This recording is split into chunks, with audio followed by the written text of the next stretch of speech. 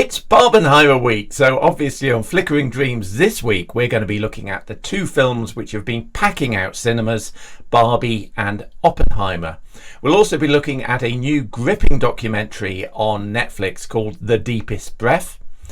Hitchcock aficionado, the Reverend Andy Godfrey, will be giving his views on a new documentary called My Name is Alfred Hitchcock. And finally, Japanese anime expert Scott Forbes will be reviewing The Tunnel to Summer, The Exit of Goodbyes.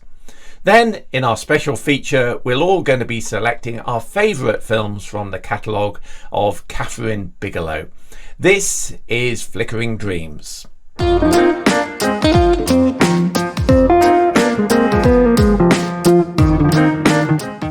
Okay, so I'm wearing pink, as I was to see the first film we're going to look at this week, which is, of course, Barbie. Emma, would you like to introduce Barbie to us?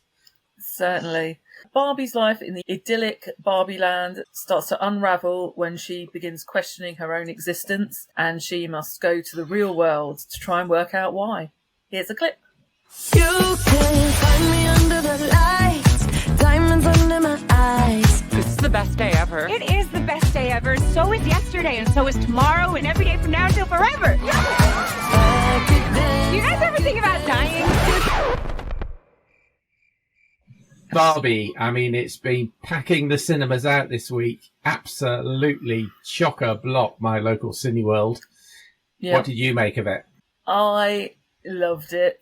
It was great, like you say, to see so many people. So I did Barbenheimer. Had to do it in one day. We went into Oppenheimer and half the audience were wearing pink and turned up in our Barbie screening afterwards, which was, it was just lovely to see, but everyone had fun. I laughed so much. I mean, it just brought me joy. I did feel a little bit called out by certain bits of the movie.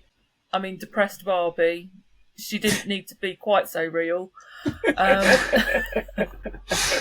But yeah, I just loved everything about it.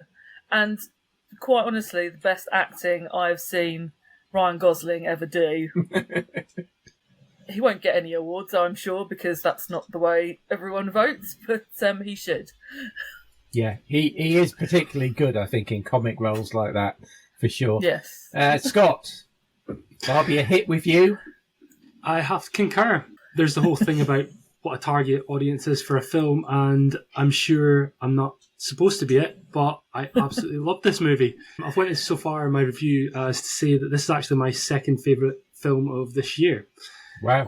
Giving a little bit away of my rating there. But so for me, this one, it was just pure fun. As Emma said, it's a joy to watch. It was hilarious pretty much from start to finish. There was a few jokes that didn't work, but the vast majority of them made me laugh, as it did for the rest of the crowd. It was a cinematic event. Myself and my girlfriend, we both went in pink. At our local Cineworld, they had a pink carpet. There was an archway of pink balloons. They really made a whole big deal out of this, and it was just great to see and great to be a part of. Even at the end of the film, there was about a handful of people that gave it standing ovations. There was groups of girls that looked like they were going out in a hen do with all their pink and pink cowboy hats, and it was just such a great experience. So strange, but loved it. As you say, Ryan Gosling, I've always been a fan of him in his comedy roles. I actually think he's a much better comedic actor than he is a dramatic actor. And this is probably his best comedic performance. Right now, I think if he were to get an Oscar nomination, I'd love it. I think he's got to be the favourite to win the Golden Globe for musical comedy, surely. I loved pretty much all the actors in this. Margot Robbie, Michael Cera, some cameos that I won't mention, one particular... I'm not going to say anything. But there's another, let's say, mermaid-based Barbie that I very much enjoyed seeing. Oh, I thought you were going to talk about another Barbie. I mean, there's so many cameo Barbies and Kens that I could talk about. Enormously, yeah. Absolutely. The one downside for me in this film was Will Ferrell. Now, I'm not a big Will Ferrell fan in general. I think if he were to be in one or two scenes in this film, it could have worked. But when him and the rest of the suits carried on, just coming into scenes towards the end of the film, I just was like, no, please, I've had enough of him. I do not need this character. The whole man-child thing that he does always annoys me. So I could have done without that. But otherwise, absolutely great. You can add in production design, costume design, perhaps hair and makeup. There's lots of things that could get packages at awards ceremonies later in the year. There's music, song, dance. Wouldn't you love that song "I Am Ken" to be one of the nominated Oscar songs, so that I don't think they perform it on the without night? a chance. It could happen. And I definitely want the jumper. Towards the end, I think everyone, it's probably sold out already, the whole "I Am Kenough" jumper. I think everyone wants it. They did restock it. I saw earlier somewhere had restocked it, so you might be all right. I might have to jump onto Amazon. Andy? I mean, I agree with everything that's said, with one proviso, as Scott said. I just felt a little sorry for some of the very younger members of the audience. Because there were some parents in my screening who obviously hadn't checked out, what it's about, the fact that the certificate says sexual harassment, innuendo. And I did feel sorry for a couple of parents that I saw who actually took one little girl, she must have been about 6 years old, out because everything was just going over her head, thinking, how am I going to explain about certain body parts that Ken and Barbie don't have? So that was my only proviso. And I think that, I don't know, I wonder if some of those jokes were absolutely really necessary. I think it still would have been a great movie. It still would have been a funny movie without one or two of those ruder, cruder moments, if you like. And the last line of the movie fell with a heavy thud. You could actually hear it landing in the screening I was at. Nobody laughed. And I was in a packed screening at that very last line. Oh, I get your it. There's a cinema lot of must laughs be at my very screen for that sad. one. Yeah. I get it. But I felt... So I loved it. I mean, I thought the opening was inspired. I thought that the reference to The Matrix was absolutely superb. And I laughed like a drake. But I felt sorry for mums and dads that had taken kids, let's say 6 years old, 7 years old. And in one case, I think even younger. Because everything was going right with that. And they were even getting confused by that scene right at the end where almost civil war breaks out in Barbie Land. So I know we don't have a 12 certificate rating. And in America, it was a PG-13. My only proviso would have been, I'd have liked to see it as a 12 certificate, even though we don't have 12 certificates. But that's maybe just me. But I did speak to some parents afterwards who'd taken younger children. And they actually came out, the parents enjoyed it, the parents loved it. But the kids had sort of come out going, Mummy, what's a kind of thing. And I could see some awkward conversations were being held. Well, let's hear from that younger audience and 4 members of the younger audience and see what they made of it. So I did this little drop-in interview with 3 of my grandchildren, Harry aged 6, Frankie aged 8, and Ellis also 8 but just about to turn 9. And this is what they thought about the movie. I just wanted you on a very quick call just to get your opinion of Barbie, because we've been talking about it on our podcast and we were thinking it's not a very good film for kids. But did you enjoy it? Yeah. Yeah, I did. Yeah. You did? Okay. Yeah. Did you understand what was going on with the plot? Yeah. Well, Yeah. Yeah, Well, a kind of. little bit. Kind of. Kind of, a little bit. Okay. Yeah. So did you laugh at all of the jokes, or did some of the jokes go over your head a bit? Some of the jokes yeah. were Yeah. some of the jokes were over my head, and I didn't know them.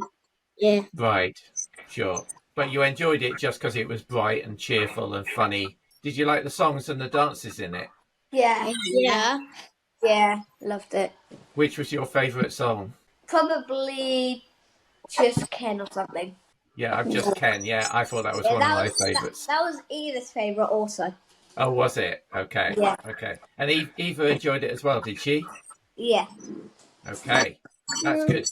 So what I want to do is ask you to give it a mark out of 10. So Frankie, what would you give it out of 10? Probably like a 6 or a 7. A 6 or a 7. Okay. And Harry, what would you give it? I'll give it like 8 out of 10. An 8 out of 10? Yeah. Right. So you really, really liked it. Did you like it more than the Super Mario film? Maybe actually, yeah. Actually. Oh, wow. Okay.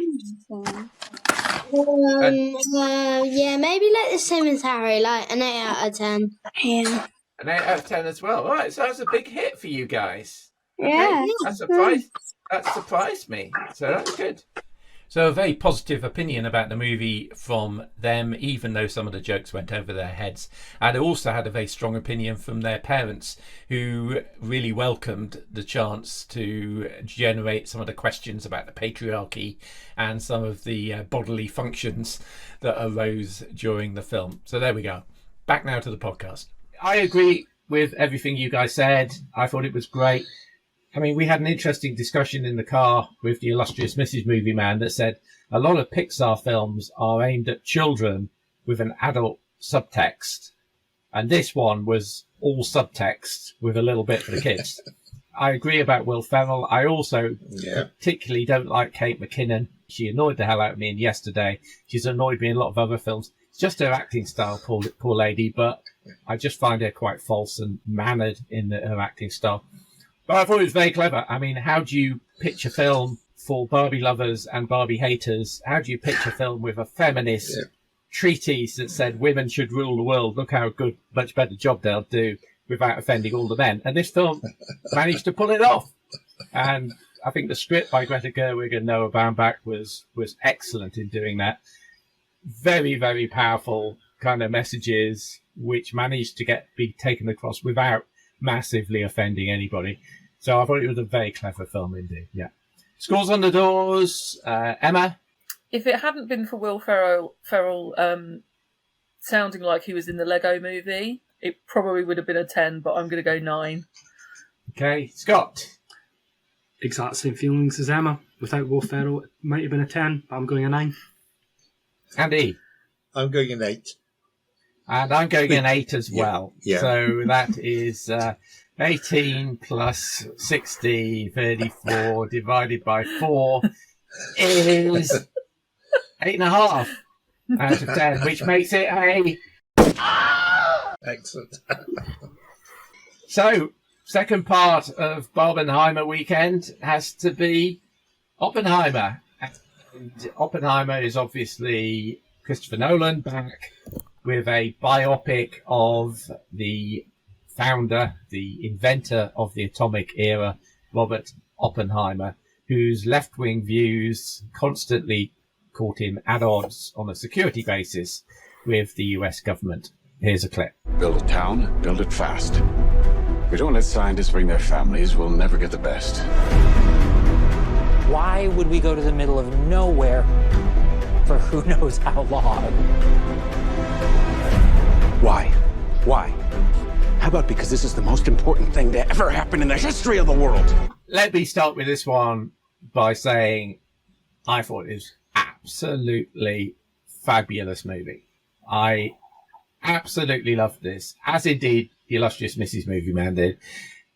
I thought it was just top-notch Christopher Nolan storytelling. I thought the whole device, the way that it went from, curiously, the colour in the past, as it were, to the black and white in the future, the fission bit and the fusion bit, I just thought was just so brilliantly done.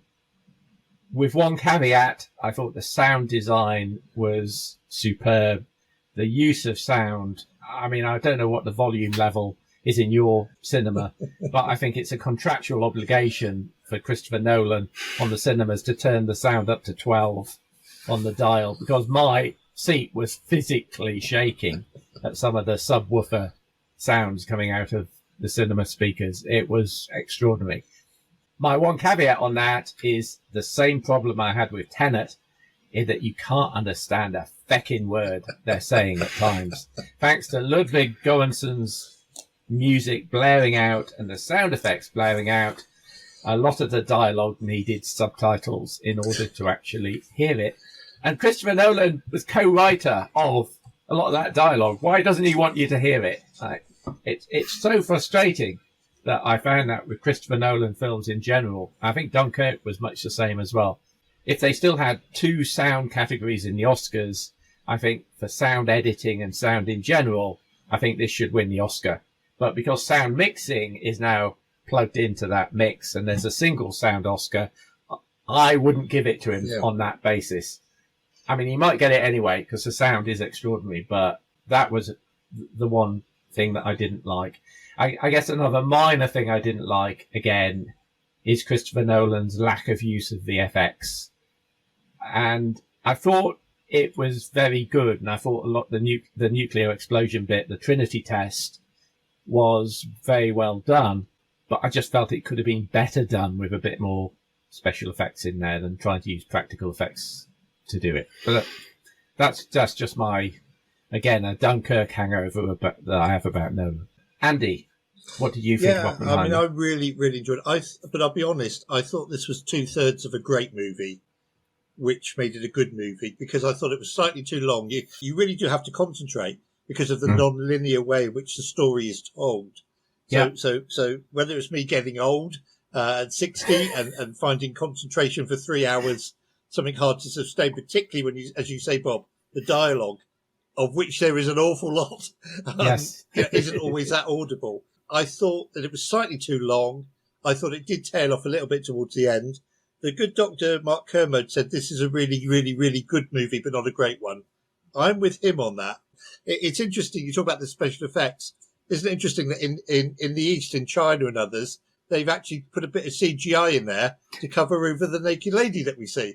That's probably the best bit. That's probably the best bit of CGI in the whole film now, because that's offensive, obviously, in some cultures. Now, I thought it was a really, really, really good. I was fascinated by the subject, really fascinated, but it was for me a little bit too long. You didn't dare leave your seat to go to the loo. Because you knew... I would have welcomed an intermission, I have to say. I think this film could have stood an intermission. I really do. I mean, the last intermission I remember is Lord of the Rings, Return of the King, which I saw it with an intermission. It's the last one I can remember.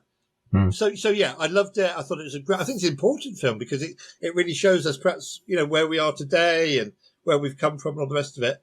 And I thought if he doesn't win the Oscar for Best Actor, then nobody will. What, Cillian Murphy? Well, we've not had Leo DiCaprio yet. Well, we haven't, but let's wait and see. Scott. Yep. So I saw this one also on the same day as Barbie, but I saw this one actually first thing in the morning, which I thought was a brave thing to do. But yeah, I did it anyway.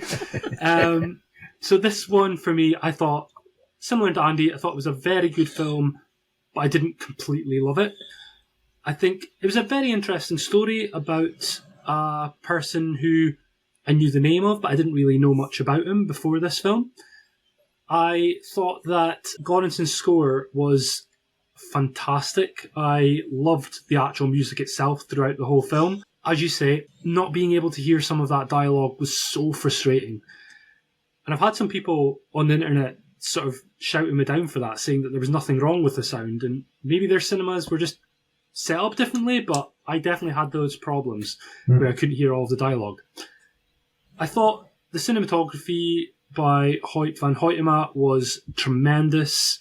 I didn't completely love the whole colour black and white back and forth thing all the time, but I understood why he did it. The acting performances, Cillian Murphy, arguably a career best performance, particularly in the world of movies. He might have competition. We haven't seen Bradley Cooper yet for Maestro and Joaquin Phoenix and Napoleon. There's some big hitters in there to come as well. But he's definitely got a good chance of a nomination at least. I think the sound design itself, particularly around the Trinity scene, and more specifically the lack of sound in that scene in particular, I thought was one of the best things Nolan's ever done in his career. I thought it was a very brave thing to contrast something that should be very loud and have it in Oppenheimer's head so much quietness and reflection and, let's be honest, guilt about what has happened. I thought that was very powerful. I loved that scene so much. So for me, although it does have some flaws that are typical of recent Nolan films, I think this is one that we're going to see a lot in awards season, and I was very impressed by it. Yeah. Okay. Emma, anything to add? Well, I have, every time someone asks me what I thought of it, I have been upfront saying I really have an issue with Christopher Nolan films. So, love the trilogy. The recent ones, I hated Tenet, mainly because of the sound. I didn't like Dunkirk because of the timeline, the way that ran together. Oppenheimer, I think probably one of the better ones I've had to watch of his recently. Now, actually, I didn't have an issue with the audio covering the dialogue, which obviously was a massive problem in Tenet. Cillian Murphy was very quiet, but actually I found that okay. I honestly didn't notice the difference, and this sounds stupid. I know we have black and white and colour. I did not notice the difference. Like, apart from the very first time it came up, it just all blended into one for me. It was really weird. As everyone says, you know, great story, very interesting, like to see that process and, you know, just what everyone was going through, but could easily have cut some time off. I felt it was too long. There was one point in the middle where I was just like checking my watch, you know, when's Barbie coming? But I found the audio much better in this than Tenet. The music was wonderful, you know, really great, really worked. I didn't notice it all the way through, but there were certain points where the music came so overwhelming, it distracted me from what was happening. It seemed to coincide with quiet a bit, so you think, oh, there's building tension and whatnot, but actually it became so obtrusive that I was just like, no, he's doing it again. That started to frustrate me a bit, but the acting, again, as everyone said, absolutely fantastic. But I think we're getting to the point, it's a bit like Fast and Furious. You've got so many different big names in it that some of the really good actors are just getting underused. I thought Emily Blunt was fantastic, particularly in her interview scene. Towards the end. At the end, she got given good. more to do. Yeah. And Rami Malek as well wasn't used until the end, and that, then he had a fantastic scene at the end. But they were almost cameos, weren't they? Yeah, that was particularly frustrating because obviously, if you see someone big like that pop up and they do nothing, and you're like, well, what am I waiting for? Like, you know, there's going to be something to come, and because I don't know who he was in the story, how accurate that was. You know, I'm not familiar with it, so I didn't know what was coming. Yeah. But that just sat in my mind, like, knowing he had just thrown a bunch of papers around and that was it. Yeah. Yeah, but there were lots of really great cameos, weren't there? Like Gary Oldman's cameo as the president. And I thought was fabulous. Didn't realise that was him. Yeah. I didn't actually realise a name we haven't mentioned yet is Robert Downey Jr., who, again, I did not recognise as Robert Downey Jr., even though I've seen that trailer 87 times over the last 6 months. I didn't recognise him as Robert Downey Jr., even 10 minutes into the film, until one particular scene and one particular look. He just disappeared into that character. I thought a Best Supporting Actor nom for him for that is almost assured, I thought. But really great cameos throughout the film, like Tom Conti as Einstein. I wasn't completely convinced by his makeup. I've got to be honest, by his hair. No, it felt a little on his head. If I'm honest, it felt a little bit Christopher Lloyd Back to the Future to me. Matthias Schweighöfer as I think he played Heisenberg, but I'm a little uncertain about that. Yeah, joke there for the physicists. And lots of different great cameo performances kept popping up through it. I thought it was really good. As I wrote in my review, I've actually got a little bit of a family personal tie to this because my dad was in the RAF during World War II, stationed out in the Far East, and he was actually stationed just outside Hiroshima a few months after the explosion. So he used to fly over Hiroshima to do the kind of photography for the reconstruction of the city, and some of the stuff that he saw there I've kind of put into my film review on One Man's Movies just as a little box that came out of his book that he wrote about his life. I mean, a fascinating subject. Was it right? Was it wrong? Did it save lives by ending the war quicker? How guilty was Oppenheimer for it when Truman kind of stood up and said, well, it wasn't you, it was me that pressed the button, as it were. Did they need to do Nagasaki as well as Hiroshima? I mean, all sorts of questions that I've had for years and years about the subject kind of came into my head. I just thought it was a terrific piece of filmmaking. Can I ask you guys as well, that last hour of the film itself, when it sort of goes into a different movie, do you guys think that they could have just taken that, separated it, and made a separate movie out of that, an actual courtroom drama movie just with that subject matter as well? Because I thought that part of the movie dragged a little. I said in my review the last 45 minutes dragged.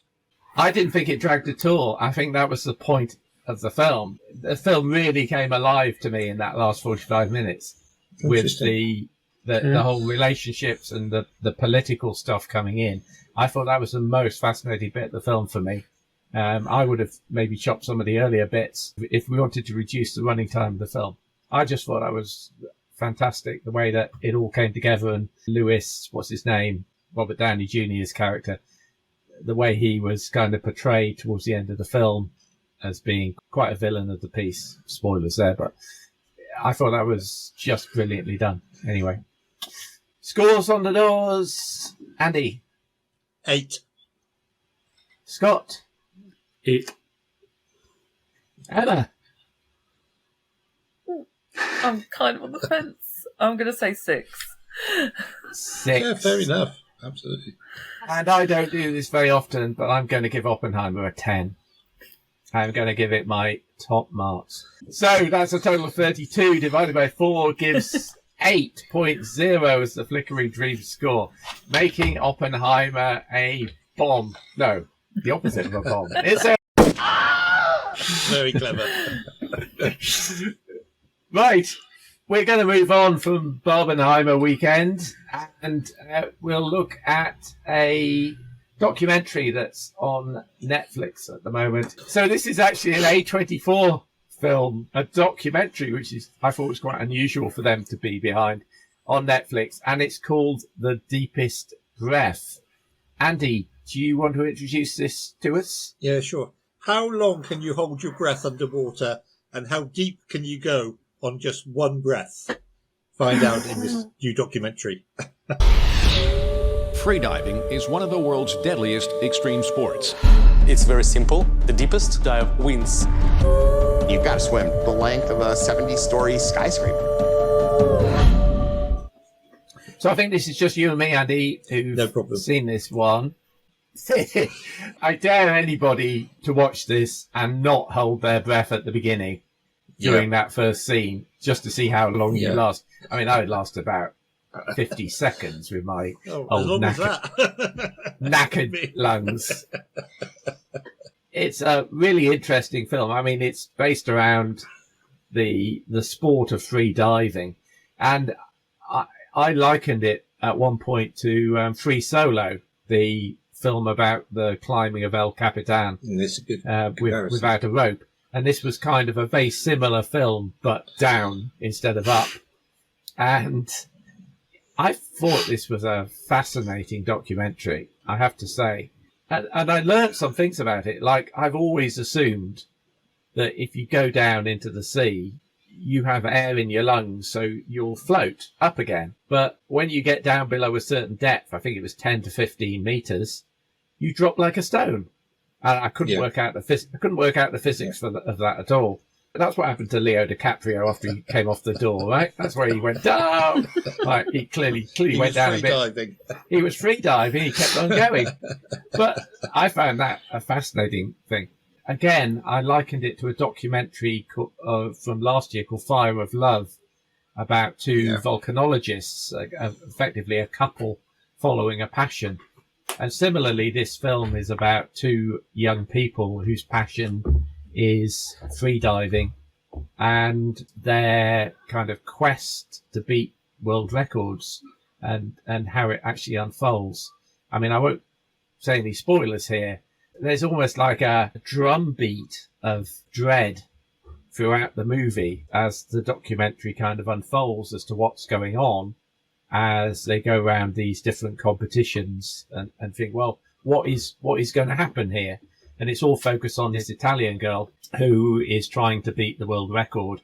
And you think, oh God, and it shows her father kind of watching the live feeds as she's doing these dives. And you think, oh God, what's going to happen?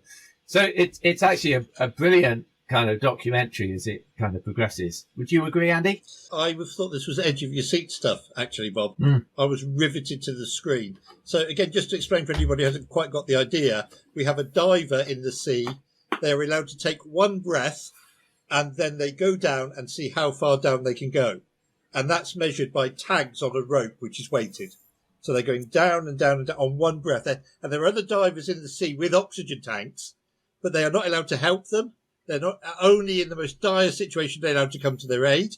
And they are checking that the diver is not taking any more breaths. It's just one breath. They're going down 100 meters and looking for world records. And I was on the edge of my seat. I was perspiring. I was worried. I was concerned. As Bob says, we're not going to give away any spoilers, but it doesn't always go smoothly. It doesn't always, I think we can say that much. This is mainly off Egypt, where the sea seems to be so beautiful. So the underwater photography is stunning. I mean, I wished I'd seen it on a big screen rather than on TV. But it's a fascinating documentary. I knew nothing about this at all. One of the producers is the same producer who gave us the Wham documentary last week. So two completely contrasting subjects.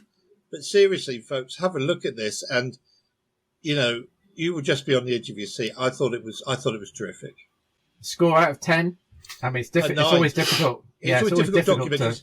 Yeah. So it's almost as near perfect as you could get. Yeah.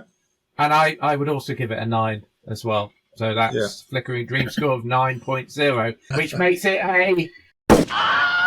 That definitely goes on the recommended watch, guys. But make sure you take a big, deep breath before you start. That's all. We're going to move on to another film. And I think there's only one of us who's seen this. And not very surprising that this person beat a path to this particular film, because the film is a new documentary called My Name is Alfred Hitchcock. Andy, do you want to introduce that to us? Yes, so this is a Mark Cousins film in which Alfred Hitchcock is still alive and takes us for a journey through his films. My name is Alfred Hitchcock, and before I died, I was the most famous filmmaker in the world.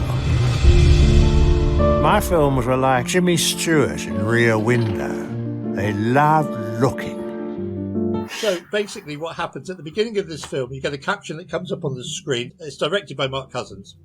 And the caption reads, "This film was written and narrated by Alfred Hitchcock." You get to the end of the film 2 hours later and the caption comes up on the screen, "This film was not written and narrated by Alfred Hitchcock." What Mark Cousins has done is he's imagined that Alfred Hitchcock, who died in 1980, is still alive today and is taking us on a journey through his films. The narrator is Alistair McGowan, and if you didn't know it was him, at times you'd be tempted to think it really was Alfred Hitchcock. And what Mark Cousins has done, weaved into the script references to the internet and mobile phones, with Hitchcock saying, well, of course, we didn't have CGI back in the day. We didn't have the mobile phones that you people have. We didn't have the internet. And how that might have changed the way Hitchcock shot certain scenes. His films might have been very different. It's revealing. It's fascinating.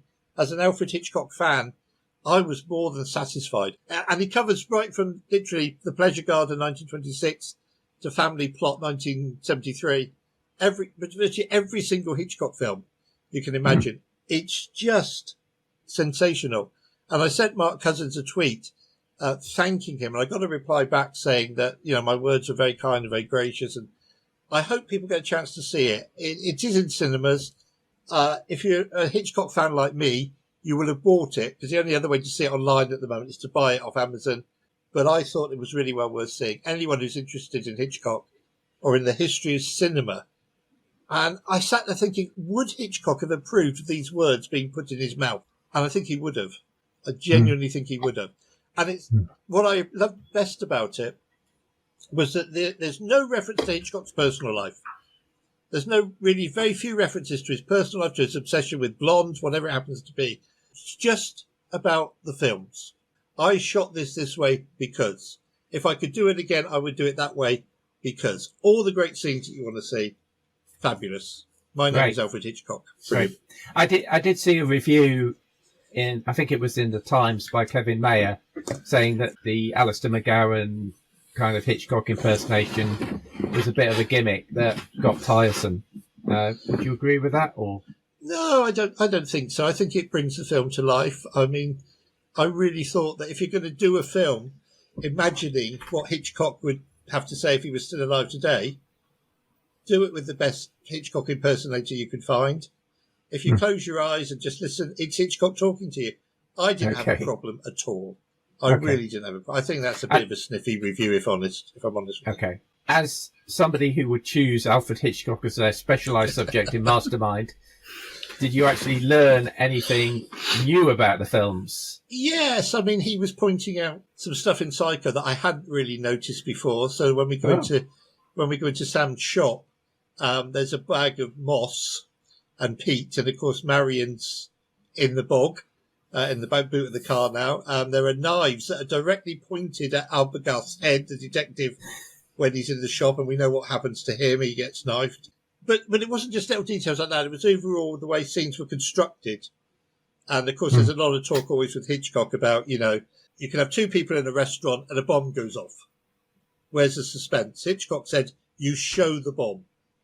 You show the bomb, and the two people are talking unaware there's a bomb, and that's what creates the tension. That's what creates the suspense. I thought it was really good. And I think Mark Cousins is a great filmmaker anyway. I've always enjoyed his films, and I think he's to be applauded for this one. Andy scores for My Name is Alfred Hitchcock. Any film that's going to feed my Hitchcock obsession gets a 10. It's going to screw up our end of year scores, no end.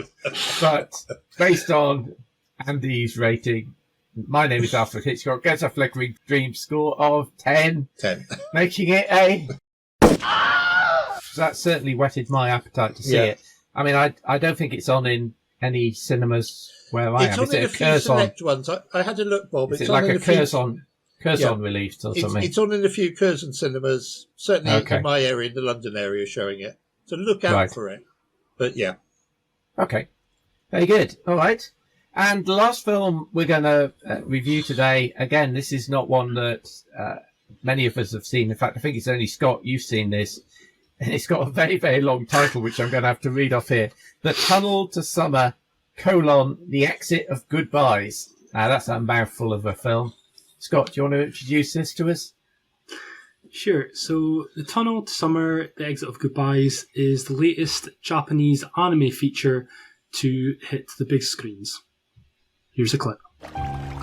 何ここ中と外で時間の隅がまるで違うトンネルか遠野くん何私と手を組まない私も欲しいものがあるの遠野くんにも欲しいものがある目的が同じなら二人でこのトンネルを攻略した方が何かと都合がいいでしょ So this film was directed by a guy called Tomohisa Taguchi, who is a relatively new director. On his IMDb, he's done a little bit of TV shows. He's done some episodes of Digimon that you might have heard of, and some films that I don't know if many people have heard of. I certainly haven't. But based on this, I think this guy has a big future. It is a story that is based about a schoolboy called Kaoru, and there's a new girl in school called Anzu. And this boy one day falls down a hill and finds a tunnel. And within this tunnel is magical properties, let's say, where if you enter the tunnel, then time passes differently in the outside world. So if you've seen Interstellar, there's a particular scene on a planet where time works differently outside the ship and inside the ship. Same idea here. So I can't remember the exact time frames, but just as an example, if he was inside the tunnel for 3 seconds, outside the tunnel, 10 seconds have went by. That sort of thing. And so this leads to Kaoru and Anzu testing out the capabilities of this tunnel and the properties that they can use it for. They think that perhaps, based on a legend, that within this tunnel could hold properties that could make you find whatever your heart desires, essentially. And whether that's true or not is something that these guys have to decide if they can experiment on. Because the more time they spend in the tunnel, obviously time goes past in the real world. So they've only got a limited amount of time that they can spend searching in the tunnel without a lot of time going past. For example, earlier on in the film, Cairo, when he goes into the tunnel, later he comes out, his dad is like, "Where have you been? You've been gone for a week." He only thought he was there for a few minutes. So they've got to play about with this. As with a lot of anime films, the animation style was very impressive. I thought the score and the soundtrack for this was delightful. There's a lot of sort of quirky music in this film. And the voice talent I thought was great. I saw it in the original Japanese with subtitles, but there's so much inflections in their voices that make them so endearing, even though I didn't speak the language. I'm not sure if this film will get a sequel, but the way it ended made me very curious. There's a sort of an interesting moral position that the film takes towards the end of the film, which made me question, I'm not sure if that's a right thing to be leaving us with or not. And it made me sort of imagine in my own head what kind of sequel I would make and kind of storylines I could do with this premise. And I went to this with a friend of mine who's obsessed with Japanese animation, Ewan. I'm sure he'll be listening. He likes when I talk about the Japanese films. And he loved it as well. He thought it was great. And for me, it's not quite as good as Suzume, which we got earlier this year, but it's very close. Okay. Love Suzume, yeah. And which cinema chain was this with? Because I haven't seen this one. So I saw this in Cineworld, and it was getting an extremely limited showing. I actually thought I was going to miss it when I was on holiday, because it was showing for like a couple of days when I was away. And when I came back, it was actually my friend Ewan who said, "Oh, Scott, they're showing it again tonight." And it's like one showing. So I don't think you'll find it in many cinemas. Particularly not at the moment, which are packed out with Barbie. Not exactly. Yeah. Definitely not now. Yeah. Okay. But one to look out for. Score out of 10? I give this one 8. 8. So that's just based on Scott's, but that's a Flickering Dream score of 8, making it a... all hits tonight. So that's actually all hits tonight. It's been a good week at the cinema. Okay. It's been a good week for cinema, definitely. Yeah. As I was coming out of Barbie, the two cleaning guys were kind of saying to each other as they were about to proceed into the mass of popcorn and mess in the cinema, they say, "Have you ever seen it so busy?" He was saying. And I thought, good for you. It's bringing the numbers in. That's great. So that's our film reviews this week, and we're going to move on to our special feature, which is our featured director. And this week we are focusing on the films of Kathryn Bigelow. And who should we start with? Let's start with you, Andy. What Kathryn Bigelow film did you pick? I picked Zero Dark 30, the tagline for which was "the greatest manhunt in history." Here's a clip. You really believe this story? Osama bin Laden? Yeah. What part convinced you? Her confidence. If you're right, the whole world's gonna win in on this. I must admit, this is a film which I think I've only ever seen once at the cinema. Yeah, I saw it once at the cinema, and then obviously I'm holding in my hand the DVD, and I've watched it more than once because I find it a very gripping, exciting, thrilling, engaging film. So even though you know what the end is going to be, it's a bit like watching Titanic or a bit like watching Apollo 13. You know, gripping story, although you know the ending. So how they caught Osama bin Laden, it's full of action, it's full of great dialogue, it feels very, very realistic, as a lot of her films do. You know, you can actually think there's nothing exaggerated here. This must have been the way it was. This must have been what happened. And there's a great deal of tension, even though, again, we know the ending. She still manages to build the tension. Are they going to get him or aren't they? Is he in the compound or isn't he? So I really rate this film very highly. The way she directs it from both sides' point of view, you could argue it's a balanced film if there's such a thing, but she tries to get across both sides' point of view. But on the whole, it's really just about the soldiers, these guys who go in, get Osama bin Laden. And I just found it really gripping. So that would be my choice. Okay, interesting. That's one I need to rewatch, I think. Emma, let's move to you next. What was your chosen Kathryn Bigelow film? So I picked K-19 Widowmaker with Harrison Ford and Liam Neeson.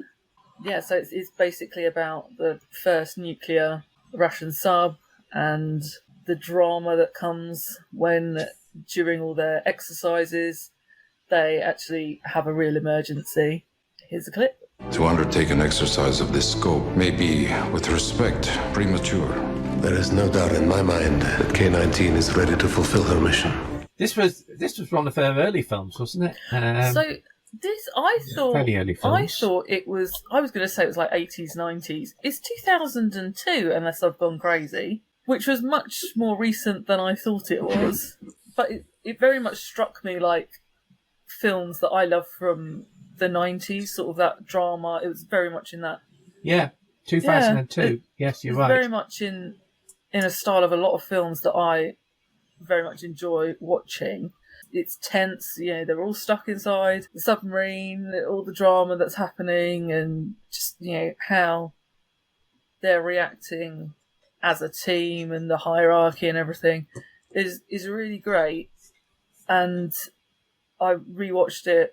I watched it twice this week. I was still like caught up in it, like, when they're trying to save themselves, and just the way it's done, I just thought was really good. I was reading some trivia about how they did the sort of nuclear glow with tonic water, because it's got quinine in it, and that reacts to UV. The other thing, which I will have to rewatch it again when I'm not doing anything else, because definitely play a drinking game where every time someone breaks accent, you down a drink. You'll be hammered by the end of the first scene. Oh man! It was so funny. We ought to have done that for Ridley Scott's Robin Hood. That would have been a cracker. But genuinely, watching Liam Neeson, I was like, just pick an accent, just stick with it. Right. Okay. Yes, that's good. I mean, Harrison Ford doing a Russian accent has to be high up on the list. Yeah. Scott, what did you pick? The film that I picked was Point Break. I believe that, like me, the people behind these robberies are extreme athletes, using their skills to disrupt the international financial markets. And they don't care who gets killed in the process. This is an action film starring Keanu Reeves and Patrick Swayze, where basically Patrick Swayze is the leader of this surfing gang who happen to also be bank robbers. And Keanu Reeves is the cop who goes undercover and tries to basically stop them from the inside. Now, I was thinking about this earlier today, and I have a feeling that this might have been the first film that I seen of Keanu Reeves or Patrick Swayze.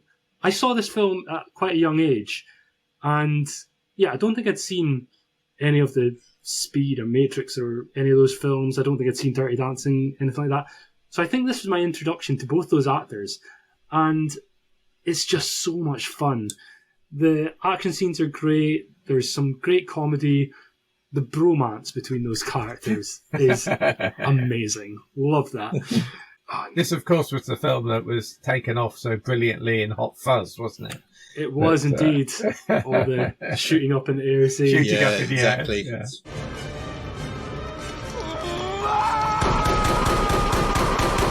So funny. Yeah, it's so much fun. And it's got that great scene towards the end with the parachute jumping, which, again, I think they did that themselves as well. A bit Tom Cruise style. Yeah, this is one that has so much rewatchability for me, and that's why I picked it as my favourite Kathryn Bigelow film. Okay, yeah, it's a good one. Now that really was one of her early ones, wasn't it? Looking back in her history, K9 the Widowmaker was 2002, Point Break was 1991, so that was 11 years before.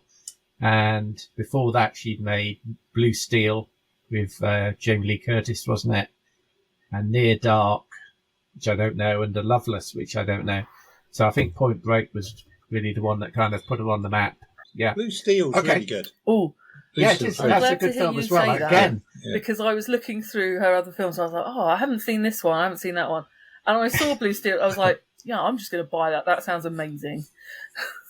Yeah, it's really good. It is good, Emma. Yeah. So the one I've picked is I always seem to pick the obvious ones, but I've gone and picked The Hurt Locker.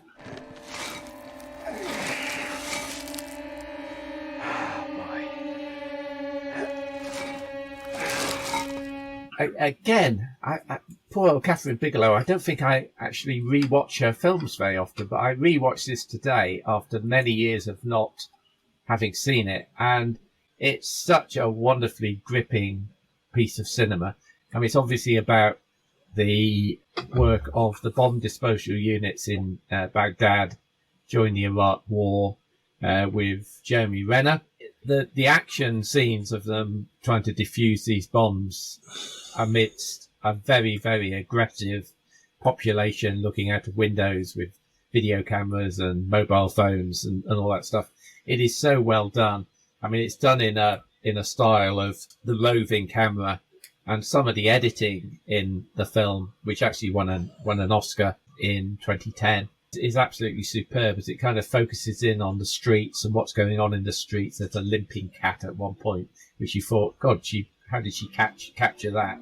And it's just fed into the whole mix of the film. It's great.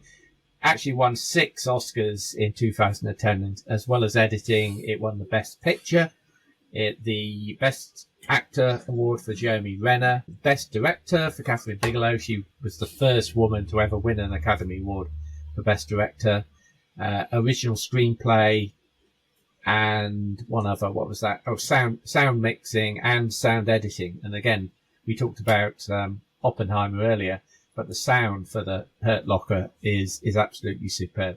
So you can see why it was garnered with so many Oscars, and it was actually really great to watch it again. And it really kind of shows what a sophisticated director Kathryn Bigelow is, because she's really great at the action scenes. But there was a wonderful scene towards the end of the film where Jeremy Renner goes home on leave, and he's in the middle of a supermarket aisle, and he's been told by his wife, played by Evangeline Lilly, to go and get some cereal. And he stands in the middle of this aisle of this supermarket with like 500 different boxes of different cereal all laid out, and he doesn't know what to do. He's kind of a fish out of water outside of being in the war. And actually the opening lines of the film, there's a quote, and it kind of reduces to 4 words that says, "War is a drug." And this is clearly the drug that Jeremy Renner is on, and he can't wait to get back there and get another fix of it, that kind of adrenaline and stuff. Great film. Again, I have to say, it's well worth a rewatch if you haven't seen it in a while. So those are our 4 Kathryn Bigelow films. We picked a new director for next week, didn't we? What did we choose? I've forgotten. Well, I suggested Danny Boyle. That was it. Danny Boyle. Oh, Danny Boyle. Yes. Let's go with Danny Boyle, because it will be interesting to revisit some of his. And we'll pick our favourite films from Danny Boyle, and we'll be back with you next week. Any other business from anybody else in Barbenheimer week? Can I just put in a shout for a film that's coming out in Odeon and View Cinemas this weekend? I saw it yesterday. It's a Ukrainian animation for children, and some of the proceeds of this is going to help Ukraine. But it's based on Ukrainian folk stories. It's called Mavik, the Forest Song. And it's about a forest in the centre of Ukraine where woodland nymphs and elves and strange creatures live, and they're trying to defend the forest from the advance of mankind and civilization. So it's a pure fantasy, but it is based on actual Ukrainian folklore and fairy tales. Some of the proceeds from this is going to be ploughed back into, helping Ukraine in the war effort. So I just think it was important to mention that as a really, really a genuinely great children's film. And it's going to be with either English subtitles or dubbed. But I just want to say, parents, if you want to take your kids to the cinema and maybe you're a bit concerned about Barbie or whatever, this is a really lovely, uplifting, really good animated film from the Ukraine. And we're helping a good cause as well. So It's called Mavic the Forest Song. I enjoyed it. That's great. Okay, good. We also might mention coming out this Friday a film which I think 3 of us have seen already in a preview, but we'll talk about it next week, and that is Talk to Me, which is a really interesting, well, I think it's an interesting, Emma's still on the fence, but a very interesting film. Scott, you didn't see it, did you, this week? No, I missed it this week. Oh, right. Yeah, so we'll talk about that next week, but yes, it's one worth catching over the weekend, I think, Scott, if you like your horror films. If your reactions are anything to go by, it could be anything. It's one of those. Yeah, it's one of those. It's difficult to quite get your mind around a score. Yeah. Let's put it like that. We'll ponder on it for a week while we consider our ratings for that. I'm not sure what else will be coming out this week, so it might be a fairly short one next week, because I think the cinemas are still stuffed with Barbie and Oppenheimer, but let's see what emerges. And we'll see you again next time on Flickering Dreams. Thanks, guys. Thank you. Thank you so much for listening or watching Flickering Dreams. You can find the video version on YouTube and the audio version on all major podcast platforms. And don't forget to subscribe so you can get each of the weekly episodes as they are released. We'll see you at the movies.